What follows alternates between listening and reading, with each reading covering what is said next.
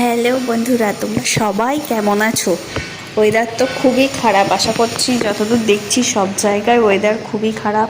তো দেখো, আমার বড় কাজে যাওয়ার জন্য রেনকোট তো পরতেই হবে, এখন এটাই মাস্ট। তো পরছে, একবার খুলেও ছিল, ব্যাগটা নেওয়া হয়নি, তাই আমিও বেরিয়ে পড়লাম ওর সাথে অফিসে যাওয়ার জন্যে। দেখো, আমাদের এখানে দুদিনের বৃষ্টিতে কতটা জল জমেছে। সামনে ড্রেন আছে, ওই ড্রেন থাকার জন্য ড্রেনটা ছাপিয়ে পুরো গলির মধ্যে জল ঢুকে গিয়েছে।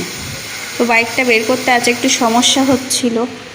প্রথমে বলছিল যে বাইকটা নিয়ে যাব না, আজ জল ভর্তি চারিদিকে, তবুও বাড়ি আসার সময় সমস্যা হবে, কিভাবে আসবে, তার জন্যে বাইকটা তো বার করলো, কিন্তু নিয়ে যেতে অনেকটাই সমস্যা হচ্ছে।